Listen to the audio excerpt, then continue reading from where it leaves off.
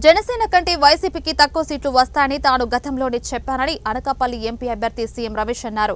Visakhapatnam AU counting కేంద్రం వద్ద ఆయన మాట్లాడారు. కేంద్రంలో ఎన్డీఏ, ఏపీలో టీడీపీ, జనసేన, బీజేపీ కూటమి అధికారం చేపట్టబోతున్నాయని చెప్పారు.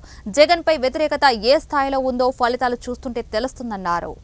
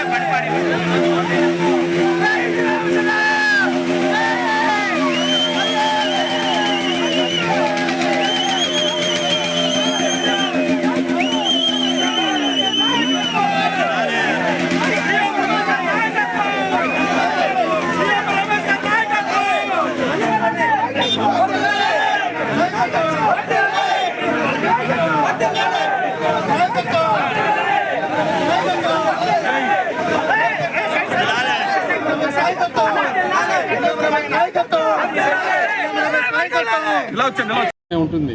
పోలీసులకి లా అండ్ ఆర్డర్ స్వేచ్ఛ ఉంటుంది. వారు ప్రజలకు ఏది మేలు జరగాలనో అది చేసి ఈ కూటమి తీరుతుంది. అలాగే మనం చూసాం. అంటే మహిళలు అమాయకురాలు అనుకున్నారా? మహిళలంట అసలు 14%, 13% ఈ పథకాలు పైన ఓట్లేశారు. మేము పథకాలను నమ్ముకున్నామని. ఏంటా మీ పథకాలు? నేను మొదటి నుంచి చెప్తున్నా కదా, నువ్వు 100 రూపాయలు ఇచ్చి ఇంకొక రూట్లో 200 దోస్తున్నావు. వివరంగా చెప్పాం. నేను పోలింగ్ రోజు అనకాపల్లి మీడియా సాక్షిగా చెప్పా, అయ్యా ఇది తుఫాను కాదు, సునామీ. ఏ వర్గం చూసినా కూడా ఈ కూటమికి ఓట్లేయాలని చెప్తున్నాను అన్ని. ఆ రోజు ఏదైతే చెప్పిందో ఈరోజు అదే జరిగింది కదా. ఎందుకంటే గత 30 సంవత్సరాలుగా ప్రజా జీవితంలో ఎన్నో ఎలక్షన్ చూశాను. పోలింగ్ బూతుల దగ్గరికి పోతుంటే ఎంత కాన్ఫిడెంట్గా అక్కడి నుంచి నమస్కారాలు పెడుతూ మిమ్మల్ని ఆ అధికారులు చెప్తున్నా, ఈరోజు మిమ్మల్ని ఇంటికి కూడా మీ పిల్లలు, మీ భార్యలు ఇంట్లోకి రాణిస్తారా? మీరు తప్పు చేయలేదా?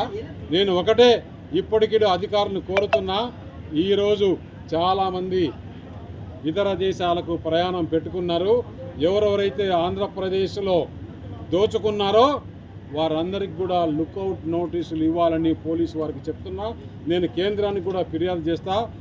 ఒకవేళ ఇప్పటికే దాటుకున్నా కూడా భారతదేశం నుంచి ఎక్కడ దాక్కున్నా కూడా తీసుకొని వచ్చి వారిని చట్టం ఏ విధంగా. అనకాపల్లిలో ఇప్పుడు వరకు జరిగిన దాని ప్రకారం చూస్తే దాదాపు పార్లమెంటుకు 2.5 లక్షల పైచులకు ఓట్లు మెజారిటీ వచ్చే అవకాశం ఉంది. అలాగే 7 అసెంబ్లీలు గెలుస్తున్నాయి. అనకాపల్లి 50,000, పెందుర్తి 50,000, యలమంచిలి దాదాపు 45,000, మాడుగుల 25 నుంచి 30,000, పాయకరావుపేట, చోడవరం అవి కూడా ఇదే పద్ధతిలో. మీరు చూడండి యావత్ ఆంధ్రప్రదేశ్లో ఏ విధంగా జరుగుతుందో. ఈరోజు నేను ఎప్పుడూ చెప్పా, జగన్ కన్నా జనసేనకి ఎక్కువ వస్తాయని. నేను ఇప్పుడు కూడా చెప్తున్నా, ఈ కూటమికి వ్యతిరేక ఓటు చీలకూడదు, మనం అందరం కలిసికట్టుగా ఉండాలని చెప్పిన పవన్ కళ్యాణ్కి నా జోహార్లు, నా జిందాబాద్. అలాగే ఏదైతే చంద్రబాబు నాయుడుని అరెస్ట్ చేశారో ఆ రోజు పవన్ కళ్యాణ్ గారు పెద్ద మనసు చేసుకొని ఆంధ్రప్రదేశ్ పరిస్థితి తెలుసుకొని నేను తెలుగుదేశము జనసేన కలిసి పనిచేస్తాం, అలాగే భారతీయ జనతా పార్టీని కూడా మేము మాట్లాడి వారిని కూడా ఒప్పిస్తామని చెప్పిన ఆయన ఏదైతే అనుకున్నాడో ఈరోజు జరిగి తీరింది. ఎందుకంటే చంద్రబాబు నాయుడును ఏ విధంగా అవమానించారు, ఆంధ్రప్రదేశ్ ప్రజలను ఏ విధంగా నియోజకవర్గంలో 6 అసెంబ్లీలు అనకాపల్లిలో జరుగుతున్నాయి. ఒక అసెంబ్లీ మాత్రం విశాఖపట్నం జరుగుతుంది.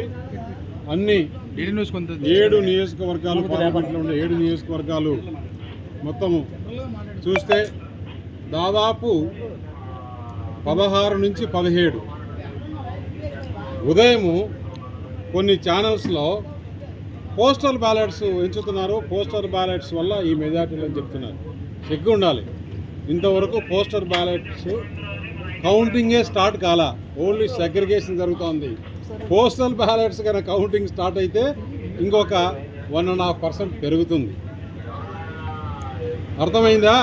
ఛానల్స్లో హైదరాబాద్లో కూర్చొని రకరకాలుగా మాట్లాడేది కాదు. నేను చెప్పింది టెలికాస్ట్ చేస్తారా? ఛానల్స్లో కూర్చొని పోస్టల్ బ్యాలెట్స్లో వచ్చినాయి, పోస్టల్ బ్యాలెట్స్ ఇంకా ఏం చెప్తున్నారు, అవే మెజారిటీలు అంటున్నారు. ఇక్కడ జరిగే వాస్తవం మీకు చెప్పట్లేదా? ఇక్కడ ఉండే మీ యాంకర్స్ పోస్టల్ బ్యాలెట్స్ మళ్ళీ చెప్తున్నా, ఓన్లీ సగ్రిగేషన్ జరిగింది. ఇంతవరకు పోస్టల్ బ్యాలెట్ కౌంటింగ్ స్టార్ట్ కాలేదు. ఇప్పటికి ఈ నిమిషానికి స్టార్ట్ కాలేదు. అంటే అవి వస్తే ఇంకా 1.5%. ఇప్పుడు ఉండే 16-17 చేశాను, మీరు చూశారు. అసలు ఏమన్నారు ఈ మీడియా వాళ్ళు? అబ్బా జనసేన చంద్రబాబు కలుస్తారా, కలిస్తే 75 సీట్లు అడుగుతారా, మంత్రి అడుగుతారా, ఉప ముఖ్యమంత్రి అడుగుతారా, వీళ్ళ ఓటు వాళ్ళకి ట్రాన్స్ఫర్ అవుతుందా, వీళ్ళ ఓటు వీళ్ళకి అవుతుందా, అసలు భారతీయ జనతా పార్టీ కలుస్తుందా? ఎన్ని రకాలుగా మీ దగ్గర మీడియా ఉందని రకరకాలుగా ఈరోజు మధ్యాహ్నం వరకు కూడా సిగ్గుందా కొంచెమన్నా? అరే సమాజంలో మనం ఛానల్ పెట్టుకున్నప్పుడు కొంచెమన్నా ఉండొచ్చు, మీకు అభిమానం అంటే ఉండొచ్చు. ఈ మాదిరి అండి ఇట్లనా? అంటే మీ దగ్గర పవర్ ఉందని 92 సంవత్సరాలు దాటిన రామోజీరావును అరెస్ట్ చేసి వాడి కుటుంబాన్ని అరెస్ట్ చేయాలనుకుంటే ఏంటి? ఇవన్నీ ప్రజలు గమనించరా? మార్గదర్శి ఎప్పటి నుంచి ఉంది? ఏబిఎన్ ఛానల్ ఎప్పటి నుంచి ఉంది? నువ్వు పుట్టకముందు నుంచి ఉంది. ఛానల్ పేర్లు పెట్టి బిఆర్ నాయుడు, రాధాకృష్ణ, ఒక రామోజీరావు. ఏమైంది ఇప్పుడు నీకు? మేము చెప్పలేము ఆ పేర్లు, మేము చెప్పలేము. మాకు సంస్కృతి సంస్కారం ఉంది కాబట్టి ఆ పేర్లు ఎప్పుడు చెప్పలా.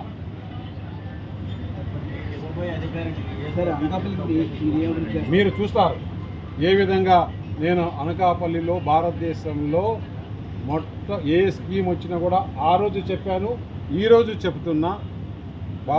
భారతదేశంలో ఏదన్నా ఒకటి వచ్చిందంటే ఫస్ట్ లిస్టులో అనకాపల్లి ఉంటుంది. అనకాపల్లి ప్రజలకు రుణపడి ఉంటా జీవితాంతం.